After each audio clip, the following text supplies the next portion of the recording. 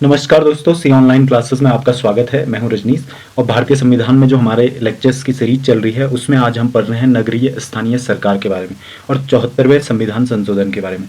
तो जो नगरीय स्थानीय सरकार है वो नगर में एक तरह की सरकार होती है। जो नगरीय व्यवस्थाएं हैं, जहाँ नगर हैं, जिस तरह से हमने 73वां संविधान संशोधन पढ़ा जिसमें ग्राम स्वराज की व्यवस्था थी, और उसी तरह से 74वां संविधान संशोधन लाया गया जिसमें नगरीय स्थानीय सरकार या नगरीय स्थानीय स्वराज की व्यवस्था थी, जिसमें नगर में एक छोटी सी सरकार के तौर पे चलाया जाएगा और ये आता है राज्य सरकार के अधीन में।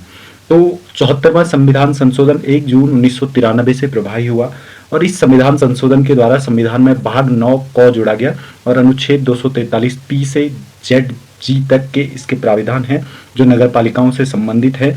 इस संशोधन द्वारा संविधान में 12वीं अनुसूची जोड़ी गई और जिसके अंतर्गत नगर पालिकाओं को 18 विषयों की सूची में विनिर्दिष्ट किया गया। मतलब 18 विषयों की जो सूची है नगर पालिकाओं से संबंधित वो है आपकी 12वीं अनुसूची में। नगरीय प्रशासन में भी त्रिस्तरीय व्यवस्था का प्रावधान है और ये है अनुच्छेद 243 क्यू में।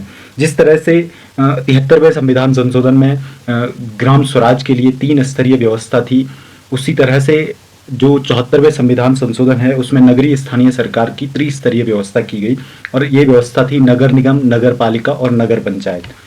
तो जो 74वां संविधान संशोधन है उसमें जो भारत में पिछड़ी जातियां हैं या जनजातियां हैं, महिलाएं हैं, उनके आरक्षण का भी ध्यान रखा गया और इसमें नगरीय संस्थाओं में अनुसूचित जाति, अनुसूचित जनजातियों के लिए उनकी जनसंख्या के अनुपात के हिसाब से आरक्षण का प्रावधान किया गया। इस अधिनियम के द्वारा 1/3 सीटें मतलब 33% सीटों पर महिलाओं के लिए आरक्षित की गई सीटें। इसके अंतर्गत नगरीय संस्थाओं का कार्य 5 वर्ष निर्धारित किया गया। जैसे कि हम जानते हैं कि ग्राम स्वराज में जो व्यवस्था थी, पंचायती राज, तो उसमें भी 5 वर्ष की व्यवस्था थी और इसी तरह से नगरीय संस्थाओं में भी 5 वर्ष की व्यवस्था की गई। नगरीय संस्थाओं को भंग की जाने की दशा में 6 महीने के भीतर चुनाव हो जाने चाहिए। अगर कोई नगर निगम, नगर पालिका या नगर पंचायत की जो स्थानीय सरकार है अगर वो भंग हो जाती है तो वहाँ पे 6 महीने के भीतर दोबारा चुनाव होने चाहिए। और ये आप जानते हैं कि ये भारत में हर व्यवस्था में जितने भी हमारे चुनावी प्रक्रियाएं हैं, हमारी जितनी भी सरकारें हैं, राज्य सरकार हो, केंद्र सरकार हो, ग्राम स्वराज हो या नगर का हो, तो कहीं पे भी 6 महीने के भीतर वो चुनाव होने जरूरी है और यहाँ पे भी ये चीज़ है। नगर निगम की जो अवधारणा है ये वैसे तो ये अंग्रेजों के ज़माने से है। 1888 में मुंबई नगर निगम की स्थापना की गई थी।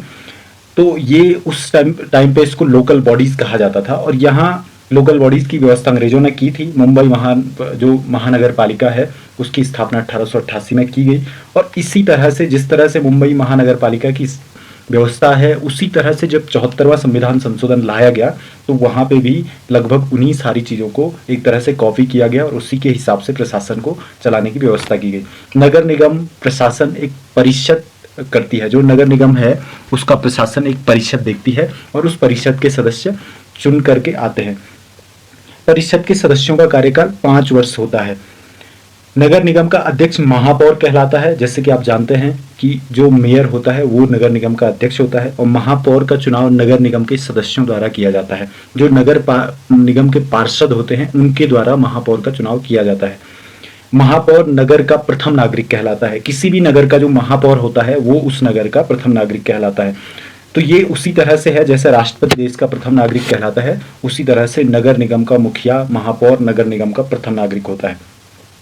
नगर निगम जो निगम आयुक्त है वो नगर निगम का मुख्य प्रशासनिक अधिकारी होता है। मतलब जो एक तरफ से ब्यूरोक्रेसी का चीफ होगा नगर में वो होगा नगर आयुक्त।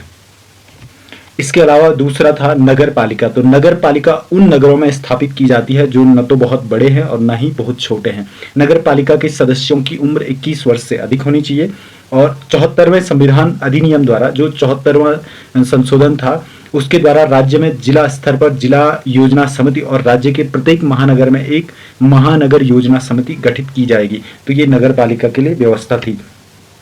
नगर पालिका के अलावा जो तीसरा था त्रिस्तरीय व्यवस्था में वो था नगर पंचायत। नगर पंचायत उन क्षेत्रों में कायम की जाती है जो न तो एकदम गांव जैसे हैं और न ही बिल्कुल शहरी है। मतलब एक ऐसा क्षेत्र जो न तो गांव है और न ही शहर है, तो वो वहां पे व्यवस्था होती है नगर पंचायत की। नगर पंचायत के जो सदस्य होते हैं उनका कुछ का चयन तो आम मतदाता करते हैं प्रत्यक्ष विधि द्वारा वोट डाल के, और कुछ की व्यवस्था करती है राज्य सरकार मनोनीत करके। तो नगर पंचायत के जो सदस्य होते हैं, नगर पंचायत के जो पार्षद होते हैं, एक तरफ से वार्ड सदस्य, तो उनमें कुछ की व्यवस्था करती है जनता जिनको मतदान द्वारा चुना जाता है, और कुछ की व्यवस्था करती है सरकार मनोनीत करके। नगर पंचायतों का कार्यकाल भी बाकी सभी जितनी भी हमारे यहाँ व्यवस्थाएं हैं उनकी तरह 5 वर्ष ही होता है। नगर पंचायत के सदस्यों की कुल संख्या के कम से कम 1/3 स्थान महिलाओं के लिए आरक्षित होते हैं। जैसे कि आप जानते हैं कि हमारे यहाँ महिलाओं के लिए 33% आरक्षण की व्यवस्था लगभग सभी जगह है, तो इसी तरह नगर पंचायत में भी सदस्यों की कुल सदस्य संख्या का 1/3 भाग महिलाओं के लिए आरक्षित है। और इसी तरह अनुसूचित जाति और अनुसूचित जनजातियों को वहाँ पे जितना उनका जनसंख्या में उनका परसेंटेज होगा, जनसंख्या में जितने उनका स्थान होगा, उस हिसाब से उनको वहाँ पे आरक्षण दिया जाता है। तो दोस्तों, हमने 74वें संविधान संशोधन के बारे में पढ़ा, हमने नगरीय स्थानीय सरकार की व्यवस्था किस तरह से की गई थी, तो इसमें जितने इंपॉर्टेंट पॉइंट हो सकते थे तो वो हमने डिस्कस किए हैं आपके लिए। तो दोस्तों, आगे हम इसी तरह इंडियन कॉन्स्टिट्यूशन पे अपनी लेक्चर्स की सीरीज को कंटिन्यू रखेंगे। तब तक के लिए थैंक यू। जय हिंद, जय उत्तराखंड।